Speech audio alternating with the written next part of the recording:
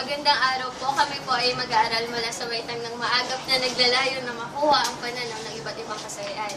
Maaari po ba namin kayong makapanayam patungkol sa sexualidad ng tao? Okay lang, okay lang.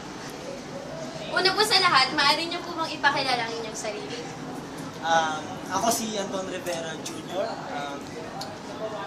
history major, teacher ng 8 Maagap. Maraming salamat po, Ginoong Rivera. Alam naman po nating dalawa lang ang kasarian na ginawa ng Diyos. Ano po ba ang inyong masasabi sa pagkakaroon ng mga bakla at tomboy?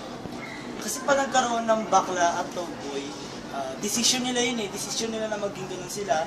Minsan, sabi sa when in terms in science, meron genetics talaga na may bakla at may tomboy, hindi may iwasan. So yun, minsan genetics, minsan ginusto. Minsan nasa environment, kung sino yung mga nakakasama niya, sino yung mga nakakasalamuhan sa school, out of school.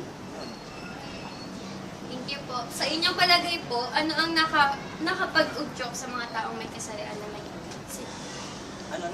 Ano po yung naging dahilan kung bakit po sila naging bakla at tomboy?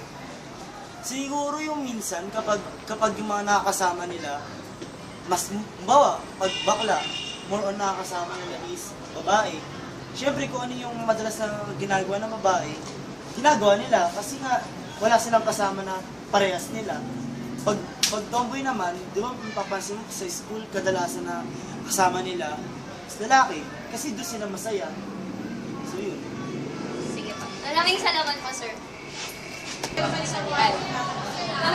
Maaari po ba namin kayong makapanayam tungkol sa sexualidad ng tao? Pwede naman. Ay, una po sa lahat, maaari niyo po bang ipakilala ang inyong sarili? Ako si Brother Melvin Isaac, Maria G. Maral Jr. In short, Brother Isaac. Okay po, brother. Maraming salamat po sa pagpapakilala niyo sa sarili.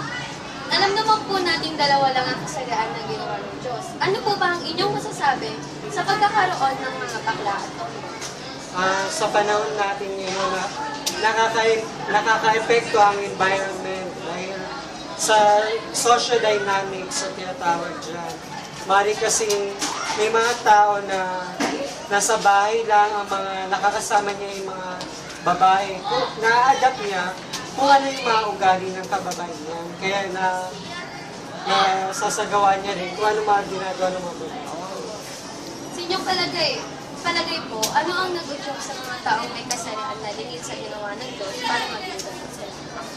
Sa tingin ko, hindi naman kasalanan ng mga tao na maging bakla sila. Sabi nga ni Pope Francis, sino siya para husgahan ng mga bakla at mga tomboy? At sino rin tayong mga tao para husgahan ng mga katulad nila? Okay po, maraming salamat po, Brother Isa. Una po sa lahat, maaari niyo po bakit pakilala ang inyong sarili? Kilala mo ako kasi si Mark, yan. Grade 8, Mapit. Alam naman po natin, dalawa lang ang kasarian na ginawa ng Diyos. Ano po ba ang inyong masasabi sa pagkakaroon ng mga bakla at tomboy? Pagkakaroon, para sa akin, depende yun sa tao. Walang problema hanggat sila ay hindi nananakit ng kapwa nila. Pangalawang pong tanong, sa inyong palagay, ano ang nag-udyok sa mga taong may kasarian na hindi sa ginawa ng Diyos para maging ganun sila? Minsan naapektuhan sila ng kanilang kinalakihan, environment. Minsan nakakawa. Minsan talagang pinili nilang maging ganun.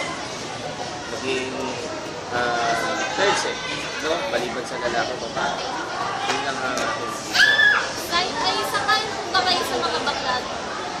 para sa akin, sakayan ako hanggat wala silang ginagawang masama sa ating lipunan, ginagawa nila ang pagiging normal na tao tulad ng lalaki o babae. Ang problema lang, lalaki, pusong babae, at babae, pusong lalaki.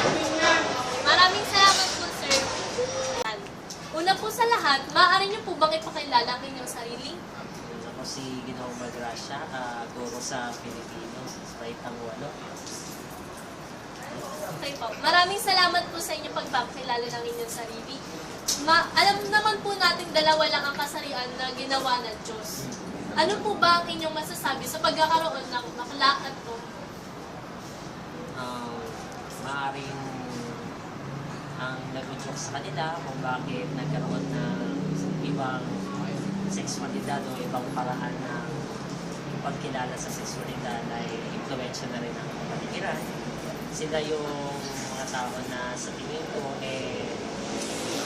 hindi naman nila kagustuhan yung mga nangyayari sa dulot. Dala na lamang siguro ito ng kakulangan ng impormasyon kung ano ba talaga ang dapat nilang sundin at maaaring kulang din sa gabay ng mga nakatatanda ng sila, maaaring bata. Pangalawang tanong po, sang-ayon po ba kayo sa mga bakla at tomboy? Hindi. Bakit? Sapagkat sa aking sariling pananaw, kung ang pagbabasehan natin ay ang sinabi na o ang ginawa ng Diyos, ay dalawa lamang talaga na makasira na ang ginawa ng Diyos, isang lalaki at isang babae. Wala akong tutol sa kanila. Ang hindi ko lang nagugustuhan yung ginagawa nila. Kasi sa tingin ko, malayo ito sa talaga, doon sa dapat talaga na gawin nila. Maraming salamat po sa inyo. Ginugol niyong oras para po sa amin. Thank you po, sir. Thank you po. Opo. Ako si Ginoong Michael Ribolio, guro sa Pasay City South High School, Mathematics Department. Maraming salamat po sa inyong pagpapakilala ng inyong sarili.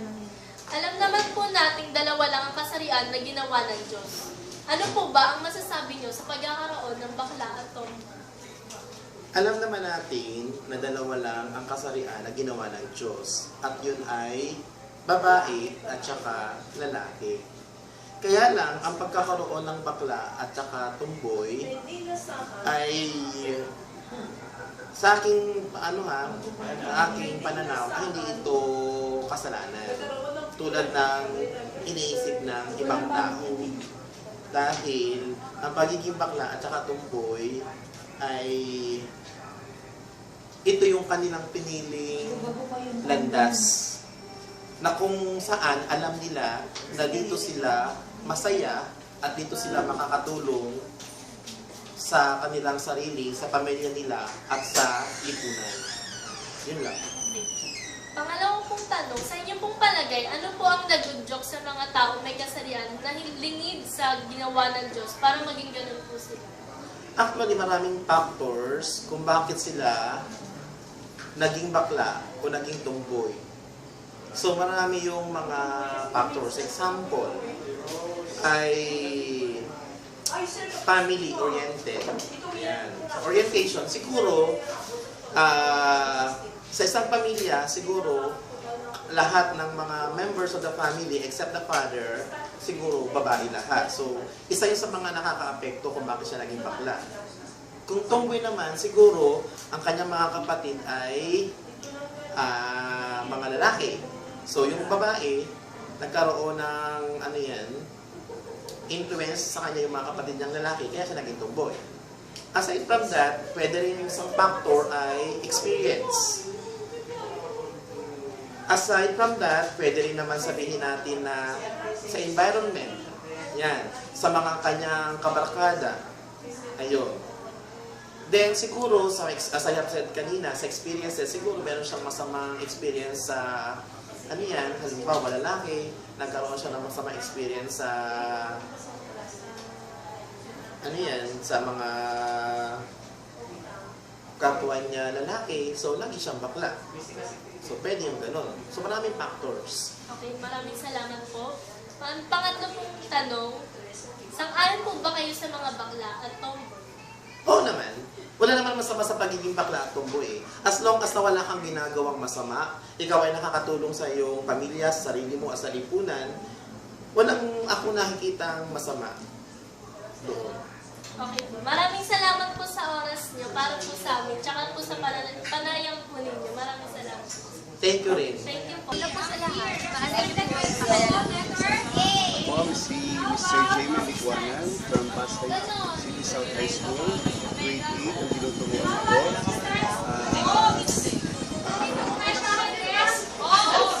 Meron akong sa process program. Maraming salamat po, Sir Lipanan. Alam naman po natin dalawa lang ang kasalian na ginawa ng Diyos. Ano po ba ang kayong masasabi sa pagkakaroon ng bakla ito? Ang pagkakaroon ng bakla sa ating sosyalidad ay isang nagiging kalakaran. Sa totoo lang, meron lang ginawang dalawa na sexualidad ng Diyos. Base sa Biblia, we have only the man and the woman. The man came from the womb of the woman came from the womb of a man. So, kung meron man tayong mga third sex na tinatawag, o bakla, ito ay produkto ng ating pagpapabaya bilang tinatanggap kasi natin sila. Pero isa lang naman itong produkto rin ng kanilang kaisipan na wala naman talagang kinalaman sa actual na physical na